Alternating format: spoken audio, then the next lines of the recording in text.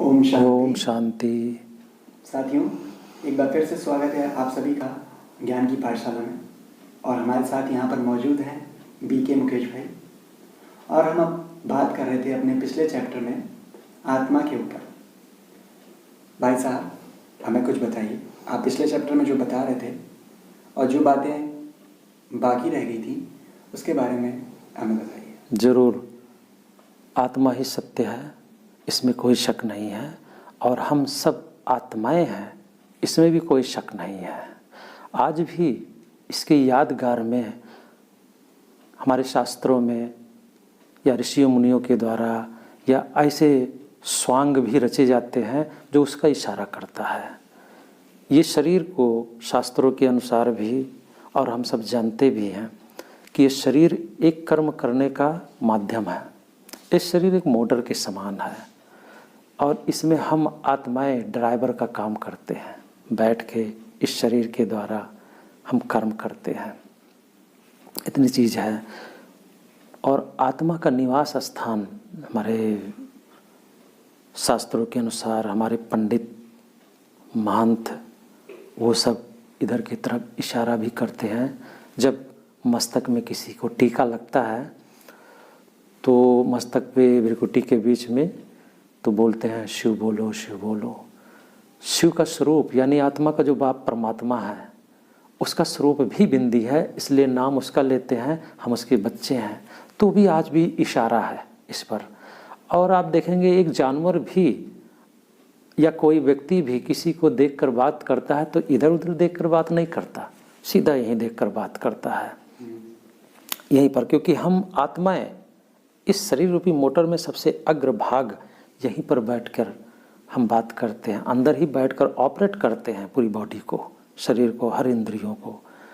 तो ये इशारा भी करता है। और हमारे शास्त्रों में इसका यादगार भी दिखाया गया है। कहीं न कहीं उसका कोई भी अर्थ निकाल ले, लेकिन एक सही मायने में अध्यात्म रूप में उसका अर्थ भी आत्मा और आत्मा के शक्तियों के बारे में, गुणों के बारे में ही जाता है। जैसे मस्तक पर बिंदी लगाया, फिर 3 बेड़ी खींच लिया यहाँ पर। क्यों? ये सूचक है, यादगार है कि इस बॉडी रूपी मोटर में हम सब आत्माएं, बिंदी इसलिए रखा गया, स्वरूप है उसका, इशारा किया गया। 3 बेड़ी का मतलब है आत्मा 3 शक्तियों से युक्त है। मन, बुद्धि, संस्कार, इन तीनों के द्वारा आत्माएं काम करते हैं, कर्म करते हैं, सोचते हैं। तो ये इशारा पहले से भी दिया गया है। सबसे बड़ी समस्या है जो सत्य की तलाश में पूरी धरती, अब तक सत्य के बारे में प्रश्न उठता है ना, सत्य क्या है? कितनी कथाएं इस पर बनी हैं कि फला ऋषि तो ढूंढ रहा था सत्य क्या है। उसके बारे में मैं उतना लंबा नहीं जाता, लेकिन सत्य तो यही है, ये जानना मैं कौन। अब तक मेरी पहचान क्या हम जानते थे कि अपने शरीर का नाम, शरीर से संबंधित, शरीर से जो हमारे रहने का स्थान है, संबंध, कारोबार, सब कुछ इसी के आधार पर होता था। लेकिन रियल में परमात्मा पिता ने कहा, और हम सब जानते हैं कि इस शरीर में आए हैं, सृष्टि पर आए हैं, ठीक है, अपना कोई नहीं है, सब खेल खेल रहे हैं यहाँ पर। हर व्यक्ति शरीर रूपी वस्त्र पहनकर माँ, बेटे, बहन, पुत्र का रोल खेल रहा है, एक्टिंग है। अगर और ये विस्मृति होने की वजह से हम इसको एकदम रियल खेल समझ रहे हैं। किस चीज़ की विस्मृति? मैं कौन हूँ। जब मैं को भूल गया तो वही मेरे कुटुंब, परिवार, देश, समाज, इसी को हम राइट मान रहे हैं कि यही सत्य है। तो कोई अपना नहीं है इसमें। ओनली संबंध जो बने हैं वो कर्मों के अनुसार है, हिसाब किताब चल रहा है। स्वयं का ज्ञान होने से बहुत सारी विकृतियों से हम बच जाते हैं। तो मुझे ये स्मृति आने लगती है जब ये पता होता है कि मैं आत्मा हूँ, अजर हूँ, अमर हूँ, अविनाशी हूँ। तो मुझे सृष्टि के प्रत्येक खेल का रहस्य समझ में आने लगता है कि वाकई ये सृष्टि एक रंगमंच की तरह ही है। हम आत्माएं खेल खेल रही हैं, वस्त्र उतारा, आगे सफर पर चले गए, दूसरा वस्त्र पहना और खेल शुरू किया। लेकिन इस खेल में मुझे आत्मा की जो शक्तियां हैं जिनके द्वारा हम कार्य करते हैं वो क्या है? मन, बुद्धि और संस्कार। ये 3 शक्तियों के द्वारा हम कार्य करते हैं। पूरी भी जो भी कौर है, मैं इसी के द्वारा हम आत्माएं संचालित करते हैं शरीर के माध्यम से अपना जीवन। तो सर्वश्रेष्ठ ध्यान देने योग्य कौन सी बातें हैं? इस मन पर और बुद्धि पर अटेंशन देना, क्योंकि मन और बुद्धि से सोच समझ कर किया गया कर्म ही मेरे जीवन में सुख और दुख का आवाहन करेगी। तो इसकी परिभाषा को समझने के लिए पूरी तरह से सत्य ज्ञान तो होना आवश्यक है। इसलिए हम समझ रहे हैं कि हम सब आत्माएं हैं और मुझ आत्मा का स्वभाव क्या है और शरीर का स्वभाव क्या है, ये हम पहले भी समझ चुके हैं। तो उस स्वभाव में टिककर कर्म करना, और जो हम कर्म करते हैं वो संस्कार बन जाता है अपना, और संस्कार के अनुसार ही हमें जन्म मिलता है और सुख दुख का हमें खेल खेलना पड़ता है। एक एग्जाम्पल आपको बताऊं कैसे मन बुद्धि काम करता है। मन का काम क्या है? सिर्फ सोचना, सुख की तलाश करना। मन हरदम चला करता है सुख की तलाश में। वो सुख चाहे जहाँ से मिले, चाहे वो गंदगी से मिले, चाहे किसी अच्छी जगह से मिले। जैसे एक शराबी है, उसको शराब, अब मन तो उसका आदी हो गया है ना, तो बार बार कहाँ भागेगा? शराब पीने के लिए। वो खाए, उसको पिएगा, तब उसको जाके थोड़ा सुकून मिलेगा। ये मन तलाश कर रहा है सुख की, क्योंकि उसने सुख का अनुभव किया है शराब से। लेकिन वो राइट है कि रॉन्ग है, इसका डिसीजन कौन देता है? बुद्धि। बुद्धि यानी तौलना या निर्णय लेना कि तुम राइट कर रहा है कि रॉन्ग है, वो बीच में आके समझाएगी।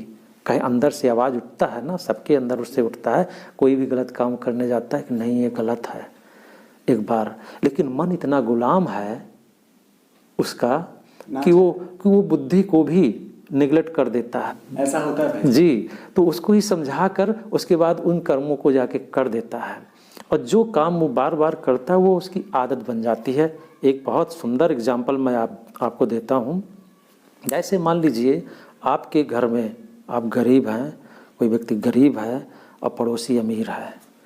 गरीब घर का बच्चा पड़ोसी के यहाँ रोज़ टीवी देखने जाता है, और किसी दिन पड़ोसी ने उसके डांट दिया, बोल दिया और खड़ी खोटी उसको सुना दिया। वो बच्चा घर में अपने माँ बाप के पास आया रोता हुआ, और उन्होंने पूछा तो उसने बताया कि हाँ हमें डांट के भगा दिया। उसके पिता को बड़ी हर्ट होगी, तकलीफ़ होगा, तो ये भी होगा कि उसको कि चलो मैं भी ला के दिखाऊँगा। एक ईगो जागृत होता है यहाँ से उसको। उसके बाद जो है वो यही ताक में रहता है कब मैं लेकर आऊँ और दिखाऊँ इनको। अभी तक, अब उसके बाद पैसे तो नहीं है, मान लो टीवी बड़ी महंगी है और कमाई उतनी नहीं है, लेकिन कोई ऑप्शन उसको मिल जाता है कहीं से आकर कि जो ये काम कर दे मैं तेरे को 10,000 दूंगा। लेकिन वो काम पाप का है। उस गरीब ने अभी तक कोई पाप का कार्य नहीं किया है। तो कितनी बार सोचेगा उसको करने से पहले? 100 बार सोचेगा सारी रात कि कहीं पुलिस ना पकड़ ले, पकड़ा ना जाऊं, मारा ना जाऊं, जेल ना जाऊं, ये सारी चीज़ें सोचता रहेगा। लेकिन बीच बीच में उसका ईगो भी आ रहा है, वो बातें याद आ रही है पड़ोसी की, तो सोच रहा है नहीं करता हूँ, दिखाने के लिए कोई पैसा तो है नहीं।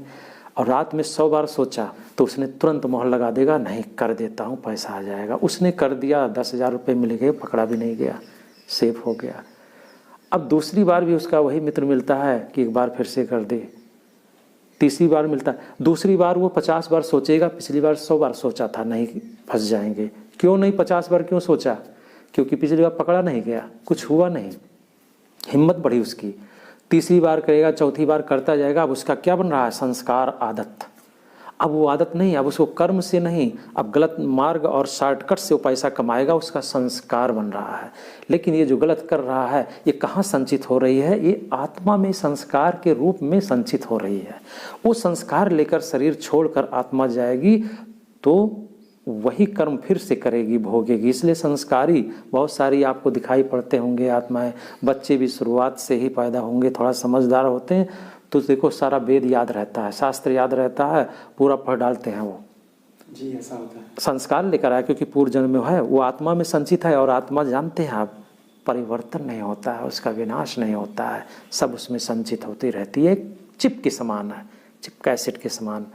तो हम जो कर रहे हैं उसमें संचित हो रहा है। और कर्म का डिसाइड कौन कर रहा है? मैं खुद कर रहा हूँ, मन से सोच रहा हूँ, बुद्धि से कर रहा हूँ। जब गलती हो जाती है तो हम कहते नहीं हैं, कोई व्यक्ति पूछता नहीं अरे आप तो समझदार थे, आपसे गलती कैसे हो गई? तो क्या कहता है? हाँ भैया सोचा तो था, समझ नहीं पाया। सोचने का काम मन करता है, समझने का काम बुद्धि करता है। समझ नहीं पाया क्योंकि बुद्धि भ्रष्ट हो गई है।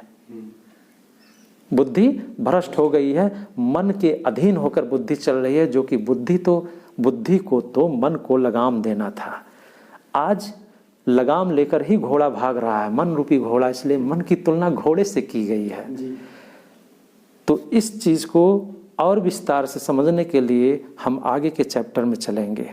जी मित्रों, आज हमने समझा इस बारे में, आत्मा के चैप्टर पे हमने आज बात की और पूर्णतः आशा करते हैं आपको अच्छे से समझ भी आया होगा भाई जी की कही बातें, क्योंकि बहुत ही सरल भाई साहब समझाते हैं। और इसी बातों से जुड़ी आगे का चैप्टर भी होगा, तो बने रहिए ज्ञान की पाठशाला में। और बहुत ही रोचक विषय हम आपके लिए लेकर आते हैं। और आपको हमारा ये कार्यक्रम कैसा लगता है इसके बारे में हमें कमेंट करके ज़रूर बताइए। और अब हमें दीजिए इस कार्यक्रम से इजाज़त। ओम शांति। ओम शांति।